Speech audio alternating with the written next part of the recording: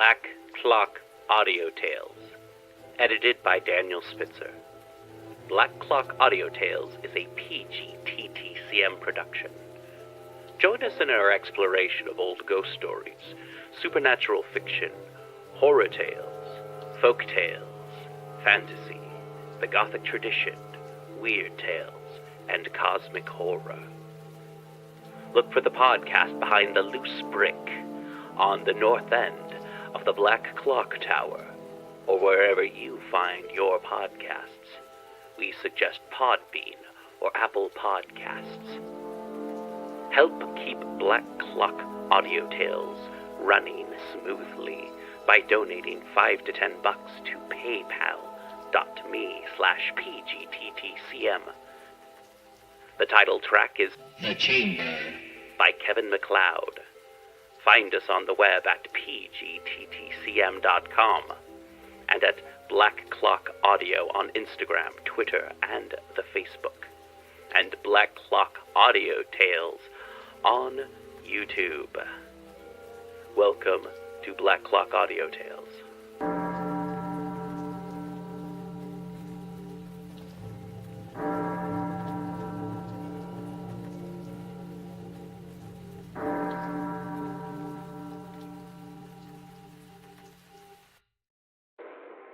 Chapter 24 of Dracula by Bram Stoker. Chapter 24. Read by Robert Smith, M.B. Elizabeth Klett, Dennis Sayers. Dr. Seward's phonograph diary, spoken by Van Helsing. This to Jonathan Harker. You are to stay with your dear Madam Mina. We shall go to make our search, if I can call it so, for it is not search, but knowing, and we seek confirmation only.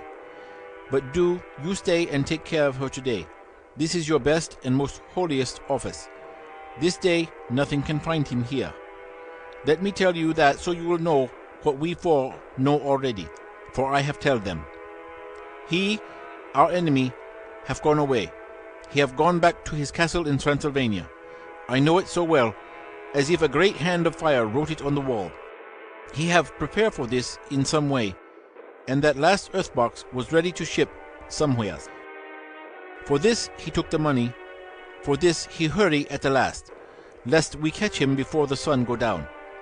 It was his last hope, save that he might hide in the tomb that he think poor Miss Lucy, being, as he thought like him, keep open to him. But there was not of time. When that failed, he makes straight for his last resource, his last earthwork, I might say, did I wish double entente. He is clever, oh so clever. He know that his game here was finished, and so he decide he go back home.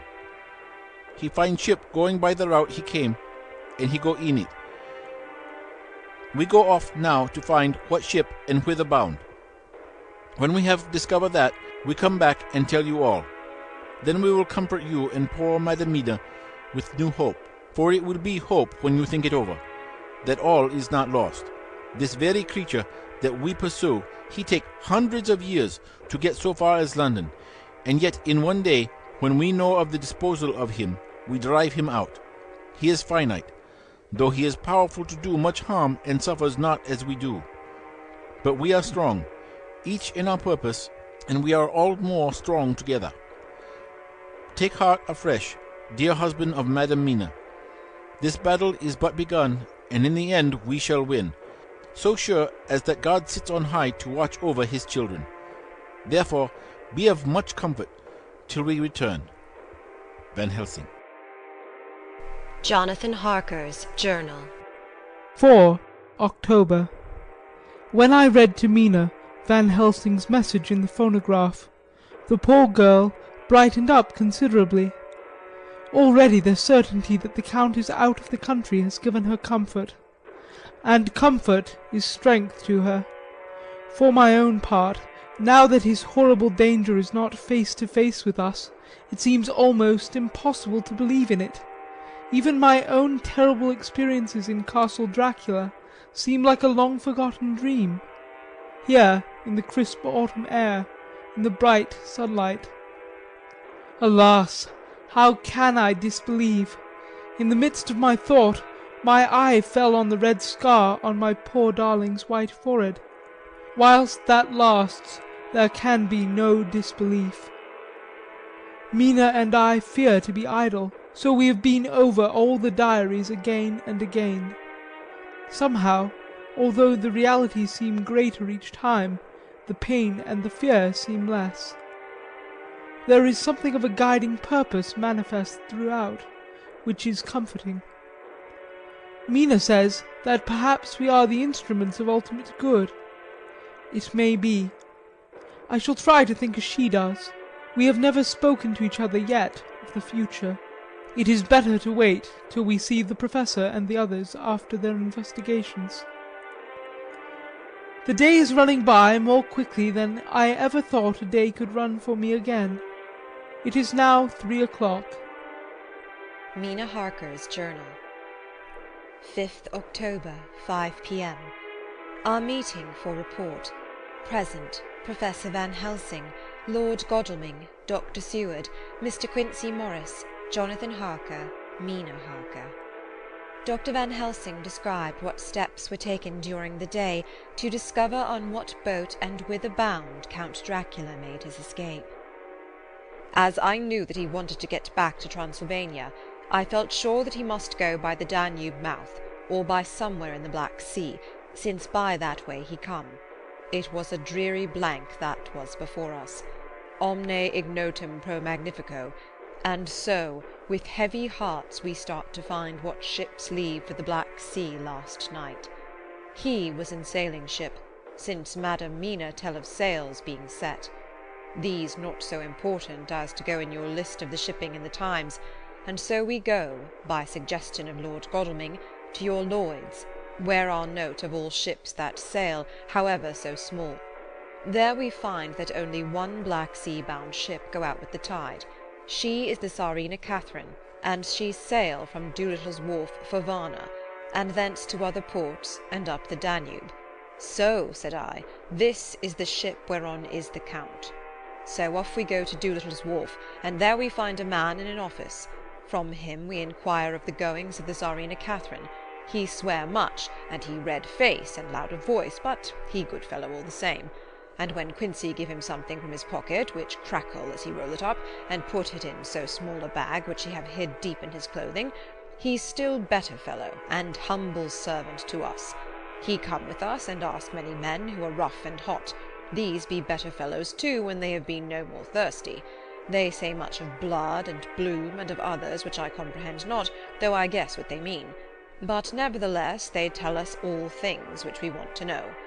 They make known to us among them how last afternoon at about 5 o'clock comes a man so hurry, a tall man, thin and pale, with high nose and teeth so white, and eyes that seem to be burning, that he be all in black, except that he have a hat of straw which suit not him all the time, that he scatter his money in making quick inquiry as to what ship sails for the Black Sea, and for where. Some took him to the office, and then to the ship, where he will not go aboard, but halt at shore end of gangplank, and ask that the captain come to him. The captain come, when told that he will pay well, and though he swear much at the first, he agree to term. Then the thin man go, and someone tell him where horse and cart can be hired. He go there, and soon he come again, himself driving cart, on which a great box. This he himself lift down, though it take several to put it on truck for the ship. He give much talk to captain as to how and where this box is to be placed. But the captain like it not, and swear at him in many tongues, and tell him that if he like he can come and see where it shall be. But he say no, that he come not yet, for that he have much to do. Whereupon the captain tell him that he had better be quick, with blood, for that his ship will leave the place, of blood, before the turn of the tide, with blood. Then the thin man smile, and say that of course he must go when he think fit, but he will be surprised if he go quite soon. The captain swear again, polyglot, and the thin man make him bow and thank him, and say that he will so far intrude on his kindness as to come aboard before the sailing. Finally the captain, more red than ever, and in more tongues, tell him that he doesn't want no Frenchmen with bloom upon them, and also with blood, in his ship, with blood on her also. And so, after asking where he might purchase ship forms, he departed. No one knew where he went, or bloomin' well cared, as they said, for they had something else to think of, well, with blood again. For it soon became apparent to all that the Tsarina Catherine would not sail as was expected. A thin mist began to creep up from the river, and it grew and grew, till soon a dense fog enveloped the ship and all around her. The captain swore polyglot, very polyglot, polyglot with bloom and blood, but he could do nothing. The water rose and rose, and he began to fear that he would lose the tide altogether. He was in no friendly mood when, just at full tide, the thin man came up the gangplank again and asked to see where his box had been stowed. Then the captain replied that he wished that he and his box, old and with much bloom and blood, were in hell. But the thin man did not be offend, and went down with the mate and saw where it was placed, and came up and stood a while on deck in fog. He must have come off by himself, for none noticed him. Indeed, they thought not of him, for soon the fog began to melt away, and all was clear again. My friends of the thirst and the language that was of bloom and blood laughed, as they told how the captain's swears exceeded even his usual polyglot, and was more than ever full of picturesque, when on questioning other mariners who were on movement up and down the river that hour, he found that few of them had seen any of fog at all, except where it lay round the wharf. However, the ship went out on the ebb tide, and was doubtless by morning far down the river mouth. She was then, when they told us, well out to sea. And so, my dear Madam Mina, it is that we have to rest for a time, for our enemy is on the sea, with the fog at his command, on his way to the Danube mouth. To sail a ship takes time, go she never so quick, and when we start to go on land more quick, and we will meet him there. Our best hope is to come on him when in the box between sunrise and sunset, for then he can make no struggle, and we may deal with him as we should. There are days for us in which we can make ready our plan. We know all about where he go, for we have seen the owner of the ship, who have shown us invoices and all papers that can be. The box we seek is to be landed in Varna, and to be given to an agent, one Ristix, who will there present his credentials. And so our merchant friend will have done his part. When he asks if there be any wrong, for that so, he can telegraph and have inquiry made at Varna. We say no, for what is to be done is not for police or of the customs. It must be done by us alone, and in our own way. When Dr. Van Helsing had done speaking, I asked him if he was certain that the Count had remained on board the ship. He replied, "We have the best proof of that, your own evidence, when in the hypnotic trance this morning." I asked him again if it were really necessary that they should pursue the Count, for oh, I dread Jonathan leaving me, and I know that he would surely go if the others went. He answered in growing passion, at first quietly. As he went on, however, he grew more angry and forceful, till in the end we could not but see wherein was at least some of that personal dominance which made him so long a master amongst men. Yes, it is necessary, necessary, for your sake in the first, and then for the sake of humanity. This monster has done much harm already, in the narrow scope where he find himself, and in the short time when as yet he was only as a body groping his so small measure in darkness and not knowing. All this have I told these others. You, my dear Madam Mina, will learn it in the phonograph of my friend John, or in that of your husband. I have told them how the measure of leaving his own barren land, barren of peoples, and coming to a new land, where life of man teems till they are like the multitudes of standing corn, was the work of centuries. Were another of the undead, like him, to try to do what he has done, perhaps not all the centuries of the world that have been, or that will be, could aid him. With this one, all the forces of nature that are occult and deep and strong must have worked together in some wondrous way. The very place where he have been alive, undead, for all these centuries, is full of strangeness of the geologic and chemical world. There are deep caverns and fissures that reach none know whither. There have been volcanoes, some of whose openings still send out waters of strange properties, and gases that kill or make to vivify. Doubtless there is something magnetic or electric in some of these combinations of occult forces which work for physical life in strange way, and in himself were from the first some great qualities. In a hard and warlike time he was celebrate that he have more iron nerve, more subtle brain, more braver heart than any man. In him some vital principle have in strange way found their utmost, And as his body keeps strong and grow and thrive, so his brain grow too. All this without that diabolic aid which is surely to him, for it have to yield to the powers that come from and are symbolic of good. And now this is what he is to us. He have infect you. Oh, forgive me, my dear, that I must say such, but it is for good of you that I speak. He infect you in such wise that even if he do no more, you have only to live in your own old sweet way, and so in time death, which is of man's common lot and with God's sanction, shall make you like to him. This must not be. We have sworn together that it must not. Thus are we ministers of God's own wish, that the world and men for whom his Son died will not be given over to monsters, whose very existence would defame him. He have allowed us to redeem one soul already, and we go out as the old knights of the cross to redeem more. Like them we shall travel towards the sunrise, and like them, if we fall in good cause. He paused, and I said, "But will not the Count take his rebuff wisely? Since he has been driven from England, will he not avoid it, as a tiger does the village from which he has been hunted?" "Aha!" he said.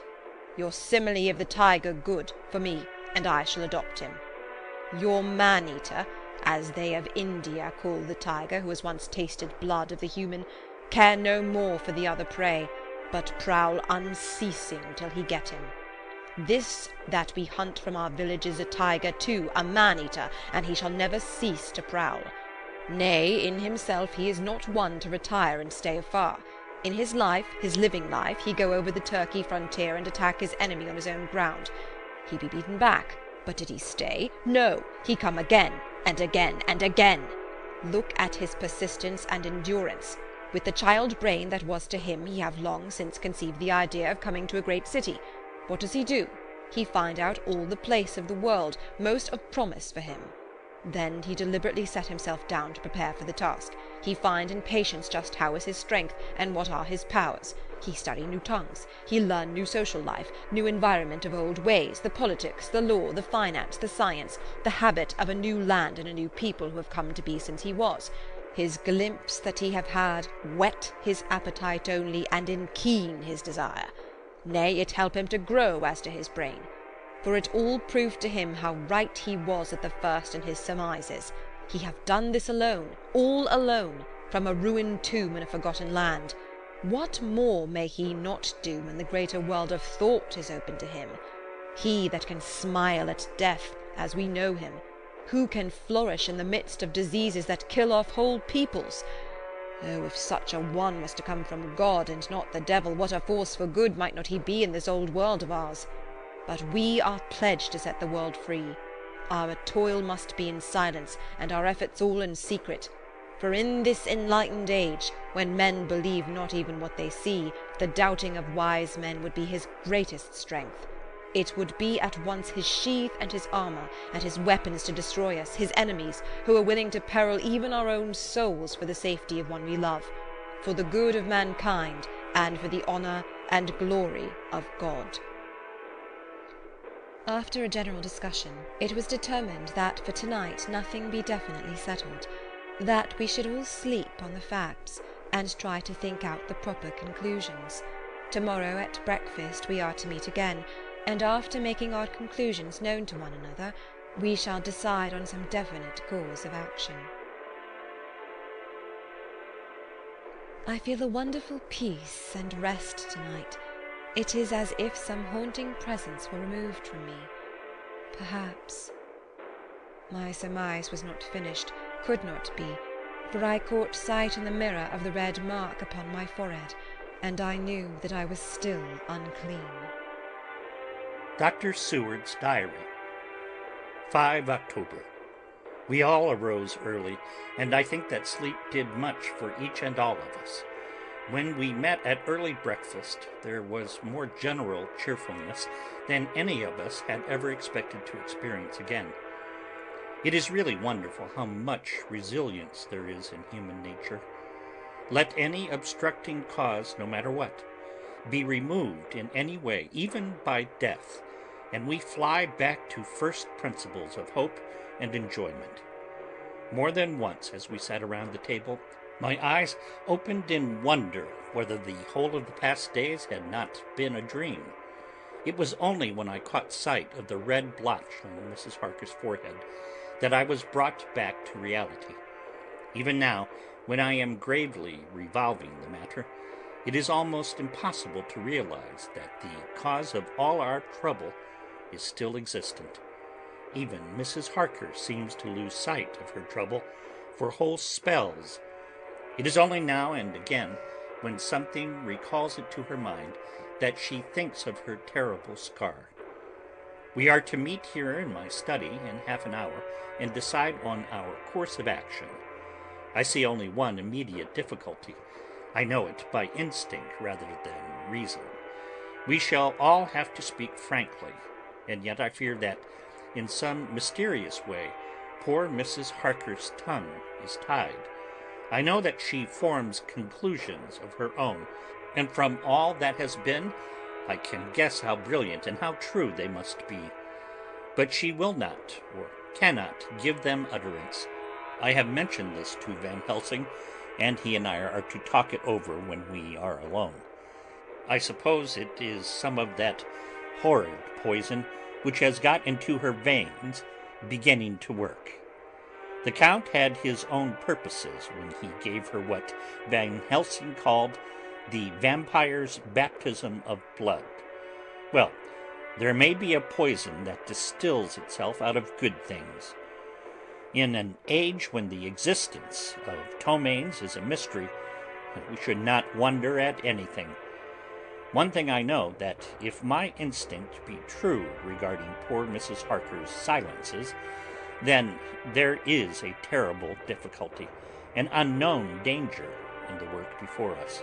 The same power that compels her silence may compel her speech. I dare not think further, for so I should in my thoughts dishonor a noble woman. Later, when the professor came in, we talked over the state of things. I could see that he had something on his mind which he wanted to say, but felt some hesitancy about broaching the subject. After beating about the bush a little, he said, "Friend John, there is something that you and I must talk of alone, just at the first, at any rate. Later we may have to take the others into our confidence." Then he stopped, so I waited. He went on, "Madam Mina, our poor dear Madam Mina, is changing." A cold shiver ran through me to find my worst fears thus endorsed. Van Helsing continued, "With the sad experience of Miss Lucy, we must this time be warned before things go too far. Our task is now, in reality, more difficult than ever, and this new trouble makes every hour of the direst importance. I can see the characteristics of the vampire coming in her face. It is now but very, very slight, but it is to be seen if we have eyes to notice without prejudge. Her teeth are sharper, and at times her eyes are more hard. But these are not all. There is heard the silence now often, as so it was with Miss Lucy. She did not speak, even when she wrote that which she wished to be known later. Now, my fear is this: if it be that she can, by our hypnotic trance, tell what the Count see and hear, is it not more true that he who have hypnotized her first, and who have drink of her very blood, and make her drink of his, should, if he will, compel her mind to disclose to him that which she know?" I nodded acquiescence. He went on, "Then what we must do is to prevent this. We must keep her ignorant of our intent, and so she cannot tell what she know not. This is a painful task, Oh, so painful that it heartbreak me to think of it, but it must be. When today we meet, I must tell her that for reason which we will not to speak, she must not more be of our counsel, but be simply guarded by us. He wiped his forehead, which had broken out in profuse perspiration at the thought of the pain which he might have to inflict upon the poor soul already so tortured. I knew that it would be some sort of comfort to him if I told him that I also had come to the same conclusion, for, at any rate, it would take away the pain of doubt. I told him, and the effect was as I expected. It is now close to the time of our general gathering. Van Helsing has gone away to prepare for the meeting and his painful part of it. I really believe his purpose is to be able to pray alone. Later, at the very outset of our meeting, a great personal relief was experienced by both Van Helsing and myself. Mrs. Harker had sent a message by her husband to say that she would not join us at present, as she thought it better that we should be free to discuss our movements without her presence to embarrass us. The professor and I looked at each other for an instant, and somehow we both seemed relieved. For my part, I thought that if Mrs. Harker realized the danger herself, it was much pain as well as much danger averted. Under the circumstances, we agreed, by a questioning look and answer, with finger on lip, to preserve in silence our suspicions, until we should have been able to confer alone again. We went at once into our plan of campaign.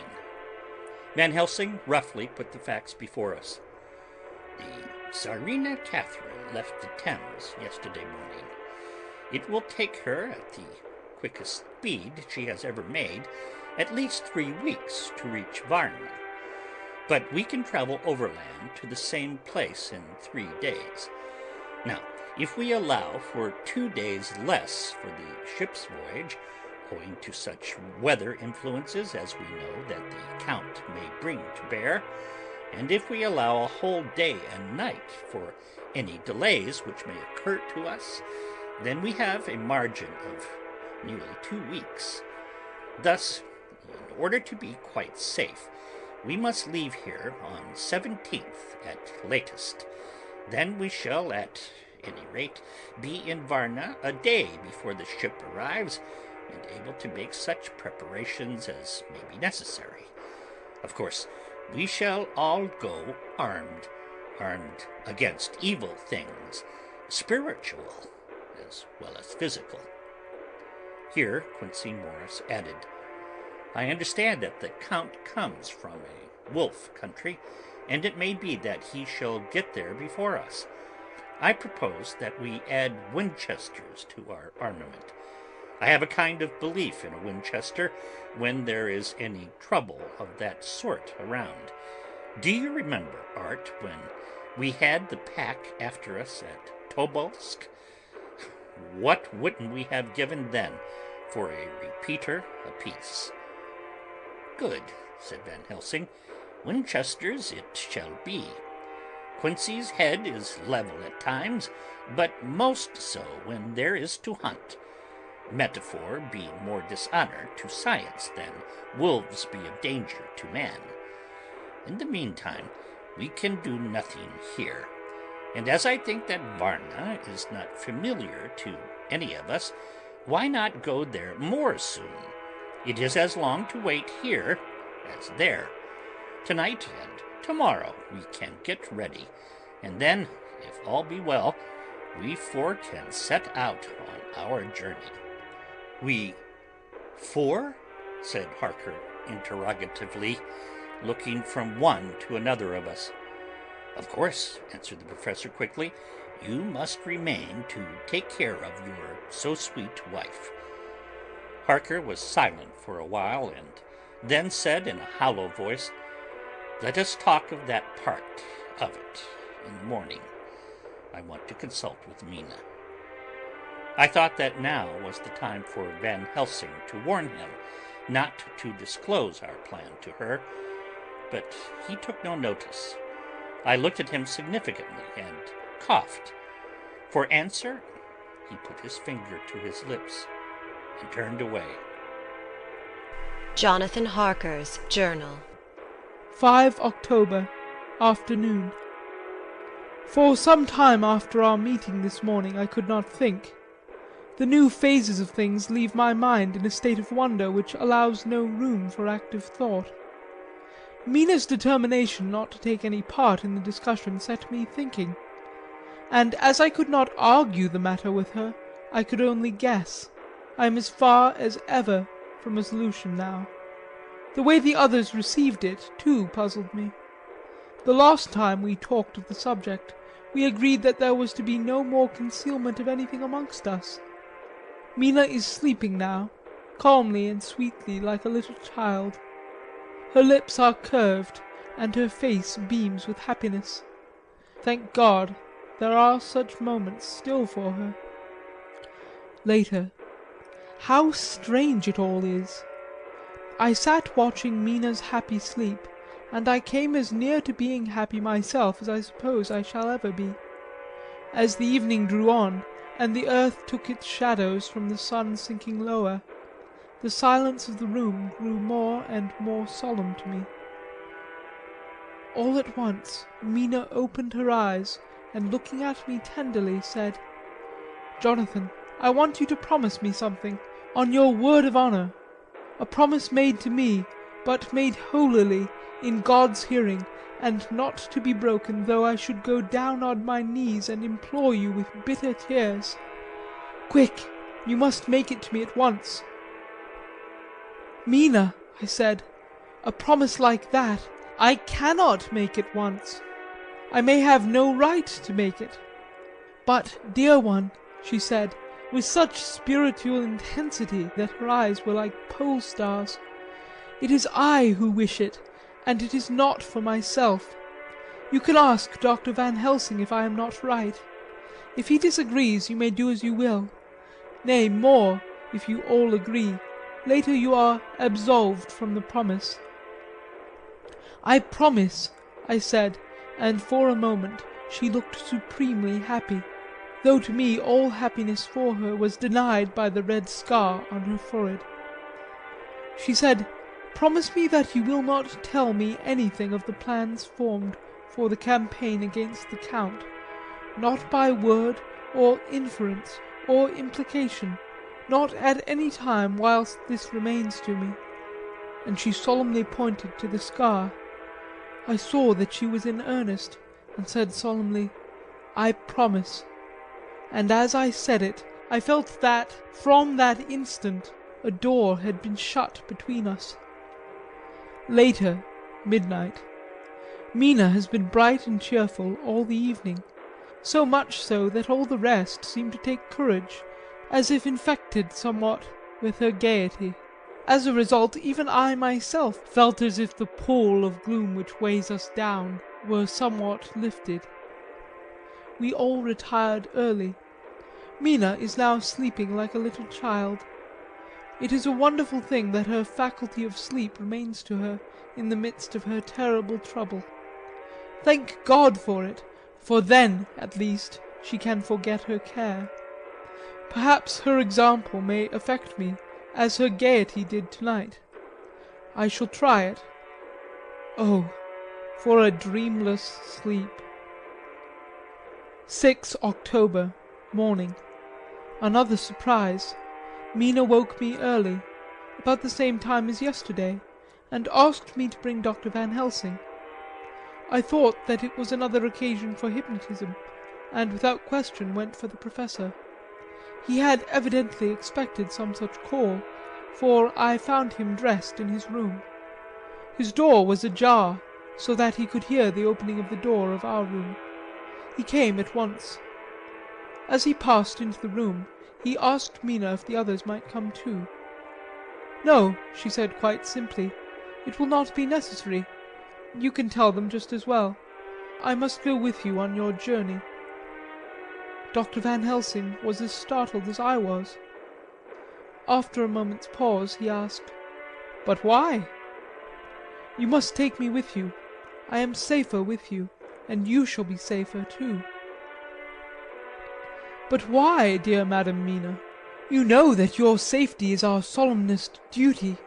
We go into danger to which you are, or may be, more liable than any of us from circumstances, things that have been." He paused, embarrassed. As she replied, she raised her finger and pointed to her forehead. "I know. This is why I must go. I can tell you now, whilst the sun is coming up, I may not be able again. I know that when the Count wills me, I must go. I know that if he tells me to come, in secret, I must, by a wile. By any device to hoodwink, even Jonathan." God saw the look that she turned on me as she spoke, and if there be indeed a recording angel, that look is noted to her everlasting honour. I could only clasp her hand. I could not speak. My emotion was too great for even the relief of tears. She went on, "You men are brave and strong. You are strong in your numbers, for you can defy that which would break down the human endurance of one who had to guard alone. Besides, I may be of service, since you can hypnotize me and so learn that which even I myself do not know." Dr. Van Helsing said gravely, "Madam Mina, you are, as always, most wise. You shall with us come, and together we shall do that which we go forth to achieve." When he had spoken, Mina's long spell of silence made me look at her. She had fallen back on her pillow, asleep. She did not even wake when I had pulled up the blind and let in the sunlight which flooded the room. Van Helsing motioned me to come with him quietly. We went to his room, and within a minute Lord Godalming, Dr. Seward, and Mr. Morris were with us also. He told them what Mina had said, and went on, "In the morning we shall leave for Varna. We have now to deal with a new factor, Madam Mina. Oh, but her soul is true. It is to her an agony to tell us so much as she has done. But it is most right, and we are warned in time. There must be no chance lost, and in Varna we must be ready to act the instant when that ship arrives." "What shall we do exactly?" asked Mr. Morris laconically. The Professor paused before replying. "We shall at the first board that ship. Then, when we have identified the box, we shall place a branch of the wild rose on it. This we shall fasten, for when it is there none can emerge, so that at least says the superstition. And to the superstition we must trust at the first. It was man's faith in the early, and it have its root in faith still.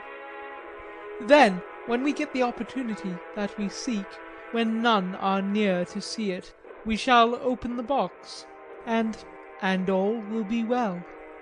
"I shall not wait for any opportunity," said Morris. "When I see the box I shall open it and destroy the monster, though there were 1,000 men looking on, and if I am to be wiped out for it the next moment." I grasped his hand instinctively, and found it as firm as a piece of steel. I think he understood my look. I hope he did. "Good boy," said Dr. Van Helsing. "Brave boy. Quincey is all man. God bless him for it. My child, believe me, none of us shall lag behind, or pause from any fear. I do but say what we may do, what we must do, but indeed, we cannot say what we may do. There are so many things which may happen, and their ways and their ends are so various, that until the moment we may not say. We shall be armed in all ways, and when the time for the end has come, our effort shall not be lack. Now let us to-day put all our affairs in order. Let all things which touch on others dear to us, and who on us depend, be complete. For none of us can tell what, or when, or how the end may be. As for me, My own affairs are regulate, and as I have nothing else to do, I shall go make arrangements for the travel. I shall have all tickets and so forth for our journey. There was nothing further to be said, and we parted. I shall now settle up all my affairs of earth, and be ready for whatever may come. Later. It is done. My will is made, and all complete. Mina, if she survive, is my sole heir. If it should not be so, then the others who have been so good to us shall have remainder. It is now drawing towards the sunset. Mina's uneasiness calls my attention to it. I am sure that there is something on her mind which the time of exact sunset will reveal. These occasions are becoming harrowing times for us all. For each sunrise and sunset opens up some new danger, some new pain, which, however, may in God's will be means to a good end. I will write all these things in the diary, since my darling must not hear them now. But if it may be that she can see them again, they shall be ready. She is calling to me. End of chapter 24.